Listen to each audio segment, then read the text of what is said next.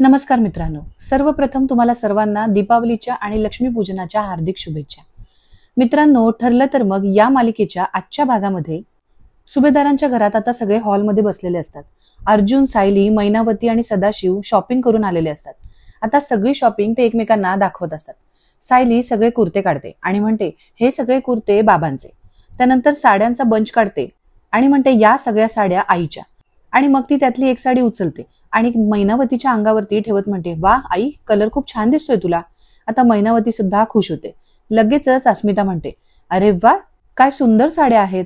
आता त्यावरती प्रताप म्हणतो, अरे वा, चांगली शॉपिंग केलेली दिसते तुम्ही. त्यावर अर्जुन म्हणतो, नाही बाबा, सायली तर काही घ्यायला तयारच नव्हती. मग शेवटी मीच आईबाबांना म्हटलं, या घरातली तुमची पहिली दिवाळी आहे, तुम्हाला जे हवे ते तुम्ही घ्या. आता या सगळ्यांचं हे छान असं गप्पा रंगलेल्या असताना सदाशिव मात्र चेहरा पडून बसलेला असतो. सगळ्यांचं लक्ष त्याच्याकडे जातं. सायली विचारते, बाबा काय झालं? सदाशिव म्हणतो, ते काही नाही, सगळी मोठी मोठी दुकानं बघून जरा बाचकायला झाले. आणि एकदमच खुश होत म्हणतो, काय भारीतली कापडं होती ती, 1000 रुपये मीटरची होती. आणि त्याच्यावरची शिलाई सुद्धा जी होती ना, ती अशी छोट्या छोट्या मशीनची नव्हती, जशी मी करतो तशी, एकदम मोठ्या मशीनची शिलाई होती. मग अशी भारीतली कापडं मला आवडणार नाही असं कसं होईल? सगळेच आता सदाशिव आणि मैनावती खुश आहे हे पाहून खुश असतात. मग आता सायली कुर्ते सदाशिवच्या हातात देत म्हणते, बाबा यातला एखादा कुर्ता घालून दाखवता का मला? सदाशिव म्हणतो, अगं आत्ता कशाला? मैनावती म्हणते, अहो आता लेक म्हणते तर घालून दाखवा ना. मग आता शेवटी सदाशिव तयार होतो आणि सायलीकडून कुर्ते घेतो आणि घालून दाखवण्यासाठी निघत असतो. तितक्यातच अर्जुन कल्पनाला म्हणतो, मम्मा तू मला कॅश आणायला सांगितली होतीस ना? आणि मग हातामध्ये नोटांचं बंडल घेऊन ते कल्पनाकडे देत म्हणतो, मी थोडी कॅश काढून आणले, अजून लागली तर सांग मला. आता एवढं मोठं पैशाचं बंडल बघून सदाशिव आणि मैनावती यांचे डोळेच फिरतात. लगेच दोघं एकमेकांकडे पाहायला लागतात. त्यावरती कल्पना ते पैसे घेते आणि सायलीकडे देत म्हणते, सायली तूच ठेव ना हे पैसे. सायली ते पैसे कल्पनाकडनं घेते आणि तिथेच टेबलवरती ठेवते आणि बाकीच्या कपड्यांची आवरावर करायला लागते. तितक्यातच अर्जुनचा फोन वाजतो. आता अर्जुन म्हणतो, मला एक महत्वाचा कॉल आहे. फोन रिसीव्ह करत तो कोणाशी तरी बोलत जातो. हो, कोर्टाची डेट घेतली मी, आय विटनेस पण तयार आहे, लवकरच आपण सुरुवात करूया. तर इकडे सायली सगळी आवरावर करत असते आणि मग पैशाचं बंडल घेऊन ती वरती ठेवायला जाण्यासाठी निघते. लगेच मैनावती तिला आवाज देते आणि म्हणते, सायली मला जरा सांग ना, यातली कुठली साडी मी लक्ष्मीपूजनाला नेसू, कोणत्या दिवशी कोणती साडी नेसू, मला जरा मदत कर ना. सायली मैनावतीला अगदीच प्रेमाने म्हणते, आई तू काय कुठली साडी नेसलीस तरी तुला छानच दिसेल. मैनावती म्हणते, अगं ऐक ना, तू आता काय ते वरती कामासाठी तुझ्या खोलीत चाललीच आहेस ना, चल मग आपण एक काम करू, तुझ्याच खोलीत निवांत बसू आणि मग निवांत ह्या साड्या अशा ठेवून ठरवू कोणत्या दिवशी कोणती साडी घालायची ते. आता सायली सुद्धा तिला लगेचच हो म्हणते आणि मग सायली मैनावतीला घेऊन तिच्या खोलीमध्ये येते. तिला खोली दाखवत म्हणते, आई ही आमची खोली. त्यावर मैनावती म्हणते, छान आहे खोली. मग सायली मैनावतीला म्हणते, आई ठेव तुझ्या साड्या इथे. आणि ती पैसे ठेवायला वळणार, लगेच मैनावती बोलायला सुरुवात करते, ऐक ना, मी ही साडी नेसू आणि ही साडी पाडव्याला नेसू का, असं म्हणून ती दोन्ही साड्या अंगावरती टाकून दाखवत असते. आता सायली हसते आणि म्हणते, आई तू कुठलीही साडी नेस, दोन्ही साड्या तुला छानच दिसतायत. आणि बाबांना सांगितलंस ना तर ते पटकन ब्लाऊज सुद्धा शिवून देतील. आता मैनावती उगाचच बडबड करत असते, कारण तोपर्यंत सायली तिजोरीमध्ये पैसे ठेवत असते. सायली कुठून चावी काढते आणि कशा पद्धतीने तिजोरी खोलते या सगळ्याकडे मैनावतीचं लक्ष असतं. आता मैनावती तिला म्हणते, अगं बाबा कसले ब्लाऊज शिवून देणार आहेत, ते आता आमचं छोटंसं मशीन तिकडेच राहिलं ना, आता इथे कुठे त्या मशीन आणणार आहेत आणि मला ब्लाऊज शिवून देणार आहेत. पण तू काय काळजी करू नकोस, माझ्याकडे याच्यावर जातील असे ब्लाऊज आहेत, मी तेच घालेन. आता इथे हिची ही बडबड चालू असताना सायली तिजोरीमध्ये पैसे ठेवत असते. मैनावतीचं सगळं लक्ष सायली कुठे चावी ठेवते, कुठल्या बाजूला तिने कपाटामध्ये काय ठेवलंय या सगळ्याकडे बारीक लक्ष असतं. ती फक्त मागून बोलण्याचं नाटक करत असते. सायलीचं मात्र तिच्याकडे लक्षच नसतं. सायलीला वाटत असतं की आई साड्यांमध्ये गुंग आहे. मग मैनावती उगाचच म्हणते, सायली काही म्हणा, तू माझ्यासाठी ना एकदम भारीवाल्या साड्या निवडल्यास. मग सायली पैसे आणि चावी ठेवून वळते. तेव्हा लगेचच मैनावती विषय बदलत म्हणते, अगं ही हिरवी पण छान आहे, ही गुलबक्षी पण छान आहे आणि ही निळी तर किती भारी आहे. तितक्यातच आता सदाशिव सायलीला आवाज देतो आणि तिला म्हणतो, सायली जरा खाली येतेस का? आता सायली म्हणते, बाबा आले. आता मैनावतीला जे हवं असतं ते झालेलं असतं. सायली मैनावतीला म्हणते, तू एक कामच करतेस का, यातली कुठली तरी एक साडी घालून बघ, म्हणजे तुला कळेल कुठली साडी छान दिसते. मैनावती म्हणते, बरं मी एक काम करते, यातली साडी घालूनच बघते. तू जा ना, बाबा कशासाठी हाक मारतात ते बघ बरं, त्यांना काहीतरी महत्वाचं बोलायचं असेल. सायली खाली गेल्या गेल्या मैनावती पटकन दरवाजात जाऊन सायली गेल्याचं आधी खात्री करून घेते आणि लगेचच कपाटाजवळ येते. इकडे सायली खाली येते आणि बाबांना विचारते, काय झालं? सदाशिव म्हणतो, बघ कसा दिसतोय मी. त्याने नवीन कुर्ता घालून दाखवलेला असतो. आता सायली म्हणते, अहो छान, एकदम रुबाबदार दिसताय, पण यावरती जॅकेट नाही घातलं का? सदाशिवला पण बरोबर माहिती असतं की मैनावती काय काम करण्यासाठी वरती गेले. आता विषय वाढवण्यासाठी आणि वेळ काढण्यासाठी तो सायलीला म्हणतो, जॅकेट? कसलं जॅकेट? मला नाही मिळालं. एक काम कर ना, तूच चल माझ्या बरोबर आणि मला शोधून दे बरं जॅकेट. आता सायली सदाशिव सोबत त्याच्या खोलीमध्ये जाते. आता इकडे मैनावती पटकन तिजोरीच्या किल्ल्या कपाटातून काढते. ती चाव्या घेऊन तिजोरी खोलण्याचा प्रयत्न करत असते. तिच्याने तिजोरी काही खुलत नसते. आता नेमका तितक्यातच अर्जुन स्वतःच्या रूम मध्ये येत असतो. मैनावती पटकन तिजोरी खोलते, त्याच्यातून कॅश काढते आणि त्यातली काही कॅश ढापून स्वतःजवळ ठेवते आणि लगेचच तिजोरीचा दरवाजा बंद करून पुन्हा जागेवर जाऊन बसते. आता तितक्यात अर्जुन तिथे पोहोचतो आणि मैनावतीला असं एकटाच बसलेलं पाहून तिला विचारतो, अरे आई, तुम्ही एकट्याच काय करताय? सायली कुठे गेली? मैनावती लगेचच कॅश लपवते आणि म्हणते, हे काय, मी पण इथे साड्या बघतच बसले होते. तिला जरा तिच्या बाबांनी बोलवलं म्हणून ती खाली गेली. मी पण आता जाणारच होते. मग आता अर्जुन मैनावतीला म्हणतो, ठीक आहे, हरकत नाही, तुम्ही बसा इथेच, तुमचं चालू द्या. सायली आली की पुन्हा एकदा तुमचं जे काही साड्यांचं चाललंय ते करून घ्या. आता मैनावतीचं काम झालेलं असतं. ती अर्जुनकडे नजर न देता पटकन तिथून उठते आणि म्हणते, नाही नाही जावई बापू, तसंही लेकीच्या आणि जावयाच्या खोलीमध्ये असं आईने बसायचं नसतं. तुमचं चालू दे, मी जाते इथून. आणि असं म्हणून तडक त्या खोलीतून बाहेर जाते. तर इकडे आता सदाशिवच्या खोलीमध्ये सायलीने त्याला जॅकेट घातलेलं असतं आणि म्हणते, बघा बाबा, किती सुंदर दिसताय. सदाशिव म्हणतो, हो ग, खरंच मी छान दिसतोय. तेवढ्यातच मैनावती तिथे येते आणि म्हणते, अगं बाई, किती छान दिसताय. खरंच हा जॅकेट घालून आणि हा कुर्ता घालून ना तुम्ही एकदम सिनेमातल्या हिरो सारखे दिसताय. सदाशिव लाजतच म्हणतो, काही पण तुझं. त्यावर आता सायली मैनावतीला विचारते, अगं तू नाही साडी घालून बघितलीस? मैनावती लगेचच तिला म्हणते, नाही अगं, नवीन साडीची घडी मी सणासुदीलाच मोडेन असं म्हणते. मग सायली सुद्धा तिला ठीक आहे म्हणते आणि मग म्हणते, तुम्ही दोघंही आवरा आणि लगेच बाहेर या, तोपर्यंत मी स्वयंपाकाचं काय ते बघते. असं म्हणून आता सायली तिथे जाते. लगेच मैनावती हातातल्या साड्या सदाशिवच्या हातात देते आणि म्हणते, अहो हे धरा, आणि पटकन जाऊन दरवाजा लावते. आणि दरवाजा लावल्यावरती सदाशिव तिला विचारतो, अगं तू दार का लावलंस? मैनावती त्याच्या हातात पैशाचं बंडल देते आणि म्हणते, हे घ्या. आता पैशाचं बंडल पाहून सदाशिव चांगलाच खोलतो आणि म्हणतो, अरे बाप रे, मला वाटलं तुला हात मारता येतो की नाही, तुला कोणी बघितलं तर नाही ना? त्यावर मैनावती त्याला म्हणते, अहो तो अर्जुन मध्येच टपकला होता, पण नशीब मी दरवाजा लावून बसले होते. सदाशिव मैनावतीला म्हणतो, अरे वा, बरं केलंस. असं म्हणून तो आता पैसे मोजायला लागतो आणि सारखा पैशाचा वास घेत असतो. मैनावती सदाशिवला म्हणते, अहो तुम्हाला माहितीये, तिथे अजून पैसे होते, पण मी सगळे नाही उचलले. उगाच कोणाला संशय यायला नको ना की पैसे गायब आहेत म्हणून. सदाशिव खुश होत मैनावतीचं कौतुक करतो आणि म्हणतो, अरे वा, माझी गुणाची बायको. नाही, अख्खे पैसे गायब झाले असते तर घरात बोंबाबोंब झाली असती. आता या दोघांचं हे बोलणं लपूनच बाहेर प्रिया ऐकत असते. मग आता प्रिया स्वतःशीच पुटपुटते, हे दोघं तर माझ्याच शाळेचे प्रिन्सिपल निघाले. चोरटे कुठले. मैनावती मगाशी घाईघाईने पायऱ्या उतरून खाली आली ना, तेव्हाच मला संशय आला की काहीतरी गडबड नक्कीच आहे. प्रियाच्या हातात तर आयतं कोलीतच मिळतं. आता सायलीचे आई बाबा चोर आहेत हे आता मी जर घरच्यांना सांगितलं तर कसला धमाका होईल. पण नाही, मी आत्ता नाही सांगणार. पुराव्यानिशी हे सगळं सुभेदारांच्या समोर सिद्ध करणार, म्हणजे डायरेक्ट या दोघांना सुभेदार घराच्या बाहेर काढतील. तर आता इथे किल्लेदारांच्या घरी सुद्धा दिवाळीची चांगलीच तयारी जोशात सुरू असते. सगळेजण साफसफाई करत असतात. तेव्हा सुमन रविराजला म्हणते, भाऊजी, आपण दरवर्षी दिवाळीत जो कंदील लावतो ना, तो तिकडे मागे कपाटावरती काढता का जरा? रविराज म्हणतो, नाही राहू दे, आपण यावर्षी नवीन कंदील घेऊन येऊ. त्यावरती सुमन त्याला म्हणते, अहो असं कसं भाऊजी, दरवर्षी आपण तोच कंदील लावतो. तो कंदील तुम्ही आणि प्रतिमा वहिनींनी दोघांनी मिळून घेतला होता ना? तेव्हा रविराज सुमनला म्हणतो, अगं पण त्या आठवणी फक्त माझ्यापुरती आहेत, त्याचा काय उपयोग? प्रतिमा आता रविराजला म्हणते, अहो असं कसं, तो कंदील जर आपण दोघांनी मिळून घेतला असेल तर आपण तोच कंदील लावूया ना, काढा ना प्लीज वरून. त्यावरती रविराज सुद्धा ठीक आहे म्हणतो आणि लगेचच वर चढून कपाटावरनं कंदील काढून सुमनच्या हातात देतो. त्याच वेळेला त्याला आणखीन कुठला तरी बॉक्स तिथे दिसतो. तो म्हणतो, अगर प्रतिमा, इथे अजून कसला तरी बॉक्स आहे. आणि तो बॉक्स काढून तो आता प्रतिमाच्या हातात देतो. प्रतिमा तो बॉक्स खोलून पाहते आणि म्हणते, अरे याच्यात तर पणत्या आहेत.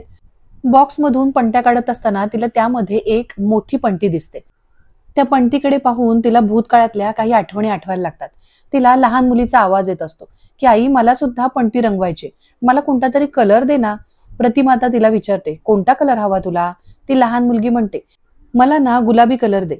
आता प्रतिमाला पणतीकडे पाहून सगळ्या जुन्या आठवणी हळूहळू आठवत असतात. आता प्रतिमा ती पणती सारखीच एकटक पाहत असते. सुमन तिला आवाज देते, प्रतिमा वहिनी. तेवढ्यातच प्रतिमा म्हणते, ही पणती तन्वीने रंगवली ना? आता प्रतिमाला जुनं आठवते हे बघून सुमन आणि रविराज दोघांनाही खूप आनंद होतो. रविराज लगेचच म्हणतो, हो, या सगळ्या पणत्या पूर्णाईकडनं तन्वीने आणल्या होत्या आणि मग तुझ्याकडे कोणता रंग देऊ म्हणून तिने कलर मागितला होता. प्रतिमा चटकन बोलते, गुलाबी. गुलाबी रंग मागितला होता तिने. मग प्रतिमा बडाबडा बोलायला लागते, माझ्याकडे गुलाबी रंग नव्हता म्हणून मी तिला पिवळा रंग दिला आणि मग माझ्या समोर बसून तन्वीने ही पणती रंगवली आणि त्यावरती हे डिझाईन काढलं. एकदम उत्साहातच म्हणायला लागते. पणती रंगवून जेव्हा तन्वी उठली तेव्हा तिच्या मागे खुर्ची होती. त्या खुर्चीमध्ये अडकळून तन्वी पडली आणि दोन्ही रंगाचे डबे तिच्या फ्रॉकवरती सांडले. तिने पांढऱ्या रंगाचा फ्रॉक घातला होता आणि मग इमोशनल होतच म्हणते, मी तन्वीला म्हटलं, अगं तन्वी आज दिवाळी आहे, रंगपंचमी नाही, आणि स्वतःशीच हसायला लागते. आता हे सगळं इतकं प्रतिमाला डिटेलमध्ये आठवतंय हे पाहून रविराजला खूपच आनंद होतो. तो प्रतिमाला विचारतो, प्रतिमा तुला खरंच हे सगळं आठवतंय का? प्रतिमा हसतच म्हणते, अगदी आत्ता घडल्यासारखं आठवतंय. सुमन, रविराज आणि प्रतिमा तिघांच्याही चेहऱ्यावरती छान हसू खुलतं. तर आता इकडे सुभेदारांच्या घरी सायली आणि विमल दोघी जणी मिळून लाडू वळत असतात आणि मैनावती त्यांच्या बाजूला बसून गप्पा मारत असते. छान गप्पा रंगलेल्या असतात, पण मैनावतीचं सगळं लक्ष समोर ठेवलेल्या ड्रायफ्रुट्सकडे असतं. तिला त्यातले ड्रायफ्रुट्स खायचे असतात. तिच्या तोंडाला ते सगळं बघून पाणी सुटलेलं असतं. ती त्यातले ड्रायफ्रूट उचलते आणि लगेच सायलीला म्हणते, अगं सायली थांब, हे सगळं मी करते. सायली तिच्या हातातनं बाउल काढून घेते आणि म्हणते, तुला सांगितलं ना, तू फक्त शांत बस, हे सगळं मी करते. आता मात्र मैनावतीला कंट्रोल होत नसतं. ती पटकन त्या बाउलमध्ये हात घालते आणि मूठभर ड्रायफ्रुट्स बाजूला काढते. तितक्यातच कल्पना येते. आता मैनावती पटकन हात लपवते. कल्पना फोनवरती बोलत असते. अरे बापरे, तुम्ही येताय, कधी येताय? ती खूपच खुशीमध्ये फोनवर बोलत असते. कल्पना पूर्णाईंसोबत फोनवर बोलत असते आणि ती म्हणते, पूर्णाई, आम्ही सगळेच तुमची खूप आतुरतेने वाट बघतोय. हो मग काय, तुम्हाला दिवाळी तिथे असायलाच हवंय. कल्पनाने फोन ठेवल्या ठेवल्या सायली एकदम उत्साहातच विचारते, पूर्णाजी येत आहेत? कल्पना म्हणते, हो. त्या म्हणाल्या निघायच्या आधी फोन करून सांगतील. सायलीला खूपच आनंद झालेला असतो. ती म्हणते, मला ना त्यांच्याशिवाय चैनच पडत नव्हतं. कधी एकदा ते येत आहेत ना, असं झालंय. पूर्णाजी नसत्याना तर दिवाळी साजरी करायला मज्जा पण आली नसती. कल्पना अगदी प्रेमाने सायलीच्या गालाला हात लावते आणि तिला म्हणते, आता येईल तुला मज्जा. तितक्यातच आता विमल म्हणते, वहिनी, सायलीताई ना आता दुप्पट उत्साहाने फराळ बनवतील. आता सगळेच हसायला लागतात. सायली लगेचच म्हणते, आई, मी ना आजच अनारसे आणि चिवडा करून घेते आणि यांना ना फटाके आणायला सांगते. पूर्ण आजींना भुईचक्र, अनार, फुलभाजे हे सगळं खूप आवडतं. आणि ती एकदमच उत्साहात म्हणत असते, मी रांगोळी काढते आणि घरात सगळीकडे फुलांच्या माळा सुद्धा लावायला सांगते. सायलीचा हा उत्साह पाहून कल्पना हसतच तिला म्हणते, अगं हो हो, जरा हळू, तू काय आता लाडवाच्या हाताने माळा लावणार आहेस का? नाही म्हणजे आता पूर्णाई येत आहेत ना, तेव्हा त्यांना फुलांच्या माळा नाही, बेसनाच्या माळा दिसतील. आता तिघीही जोरजोरात हसायला लागतात. तर आता ही मैनावती हातामध्ये काजू बदाम घेऊन पटकन पळतच रूम मध्ये येते आणि लगेच सदाशिवच्या हातामध्ये काजू बदाम देत म्हणते, अहो हे घ्या आणि खा. आता सदाशिव काजू बदाम पाहतो आणि म्हणतो, बाप रे, अगं मैनावती, कुठून आणलास हे? याची किंमत तरी माहिती का तुला? त्यावर मैनावती सदाशिवला म्हणते, ओ, तुम्हाला कुठे विकत घ्यायला जायचेत? आपल्याला कुठे पैसे मोजायचेत? या घरात काजू बदामचा पाऊस पडतोय, पाऊस. तिकडनंच 2-3 उचलून आणले. आता सदाशिव म्हणतो, अच्छा असं म्हणतेस? आणि लगेचच दोघं काजू बदाम खायला लागतात. सदाशिव म्हणतो, मैने, काही म्हणा, तोंडाला चव आली, एकदम चव. मैनावती खुश होत म्हणते, आली ना चव, आली. आता सदाशिव तुला म्हणतो, पण मैने, ह्या असल्या बारीक सारीक गोष्टीवर समाधान नाही मानायचं. या घरात पैशाचा धबधबा वाहतोय. अंगावर उडणाऱ्या 2-3 थेंबांनी समाधान नाही मानायचं. आलं का ध्यानात? लगेच मैनावती म्हणते, आलं आलं. आपल्याला मोठा हात मारायचाय. त्या सायलीच्या खोलीतनं घेतलेले पैसे आपल्याला काही फार काळ पुरायचे नाहीत. पण मैनावती पुढे म्हणते, अशी सारखी सारखी चोरी केली ना तर सगळ्यांच्या ध्यानात येईल. सदाशिव तिला म्हणतो, पण असा डायरेक्ट हात मारायचाच नाही. आता पैसे काढण्याचा वेगळा पर्याय शोधावा लागेल आपल्याला. लगेच मैनावती सदाशिवला म्हणते, आता 4-5 वेळा असा हात मारायचा की 2-3 वर्षाची सोय झाली पाहिजे आपल्या. अहो शेवटी पोरीचा सासर आहे आपल्या. जर कधी इथून जायची वेळ आली तर असं नको वाटायला की इथं राहिलो पण काहीच फायदा नाही झाला. लगेच सदाशिव मैनावतीला म्हणतो, आत्ता कसं बोललीस, आता चल पटापटा डोकं खाजव आणि आड रस्त्याने कसा पैसा काढायचा ना याचा विचार करायला सुरुवात कर. दोघही पैसे काढण्याचा आता विचार करायला लागतात. तितक्यातच मैनावतीच्या डोक्यात आयडिया येते. ती लगेच सदाशिवला म्हणते, ओ, पैसे काढायची एक भन्नाट आयडिया सुचली मला, सांगू का? सदाशिव तिला म्हणतो, अगं मग सांग ना लवकर. आता मैनावती त्याला प्लान सांगायला लागते.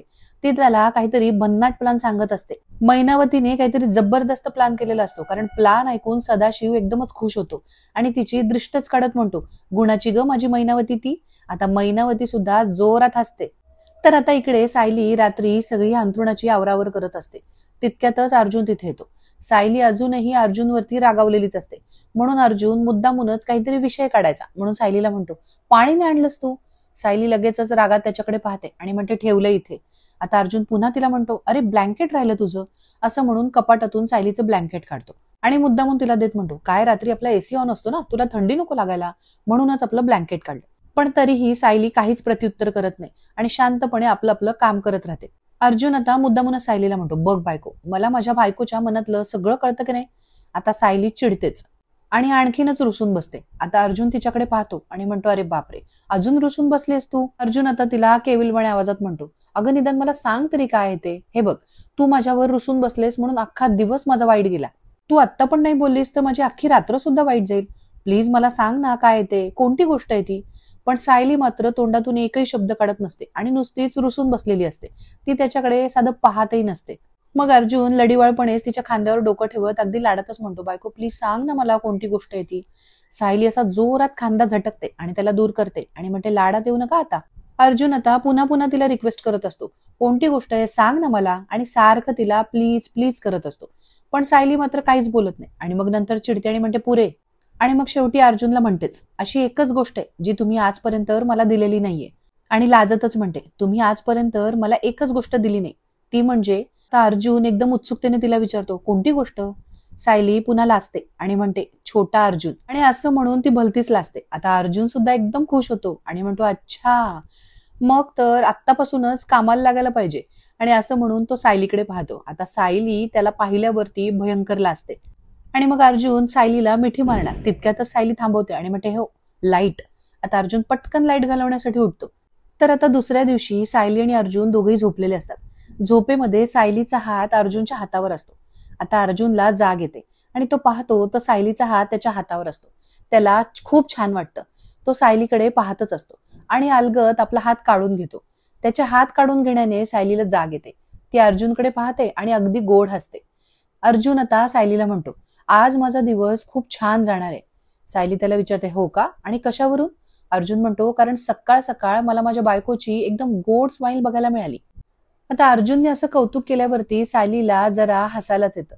ती एकदमच खुश होते आणि लाजतच हसते. आता ती असं हसल्यावरती अर्जुन तिला म्हणतो, हे बघ, तू अशी जेव्हा लाजतच हसतेस ना, तेव्हा तुझे डोळे इतके गोड दिसतात ना की तुझ्यावरून नजर हटावी असं वाटतच नाही मला. आता पुन्हा सायलीला असते आणि मग ती सुद्धा जरा रोमॅन्टिक मूडमध्ये येते आणि त्याला म्हणते, मी सुद्धा तुमच्याकडे कितीही वेळ बघितलं ना तरी सुद्धा माझं मन भरतच नाही. आणि मग दोघेही बराच वेळ असे एकमेकांकडे रोमॅन्टिकपणे पाहतच राहतात. दोघेही खूपच खुशीत असतात. आजच्या भागात इतकंच. पुढील भागामध्ये आता सदाशिव एका डॉक्टरला पैसे देत असतो. तो डॉक्टर सदाशिवला म्हणतो, मला इतकेच पैसे, तुम्ही तर मला जास्त पैसे देणार होतात ना. आता सदाशिव त्याच्यावर चिडतो आणि म्हणतो, तू काय माझ्या बायकोला खरं प्लास्टर केलंय का. प्लास्टर पण खोटच केलंय ना. या दोघांचं नेमकं हे सगळं बोलणं अश्विन गाडीमध्ये बसून ऐकतो. आणि मग सुभेदारांच्या घरात सगळेच जण आता बसलेले असतात. तेव्हा अश्विन डायरेक्ट येतो आणि मैनावतीच्या हाताचं प्लास्टर फाडायला लागतो. आता तो असं करतोय हे पाहून सायली त्याला विचारते, हो अश्विन भाऊजी, तुम्ही आईच्या हाताचं प्लास्टर का काढताय. आणि मग मैनावती सुद्धा हाताला दुखापत होते असं म्हणून जोरजोरात ओरडत असते. पण अश्विन कोणाचंच काहीच ऐकून घेत नाही. तो ते प्लास्टर काढतो आणि मैनावतीचा हात वरती धरत म्हणतो, बघा, यांच्या हाताला प्लास्टर होतं ना, ऍक्सिडेंट झाला, दुखापत झाली असं म्हणत होत्या ना. आता मात्र मैनावती काहीच बोलत नाही. ती मान खाली घालून उभी असते. पुढे अश्विन चिडूनच म्हणतो, मी डॉक्टर केदारेंसोबत पैशासाठी वाद घालताना तुम्हाला पाहिलंय. आता सदाशिव सुद्धा मान खाली घालतो. हे सगळं पाहून आता सायली चिडते आणि विचारते, बाबा हो असं का केलं तुम्ही. अर्जुनला तर आता भयंकर राग आलेला असतो. तर मित्रांनो, आजचा भाग तुम्हाला कसा वाटला हे आम्हाला कमेंट करून नक्कीच सांगा. आणि अशाच मालिकांच्या अपडेट्स करता आपल्या चॅनलला सबस्क्राईब करा. धन्यवाद.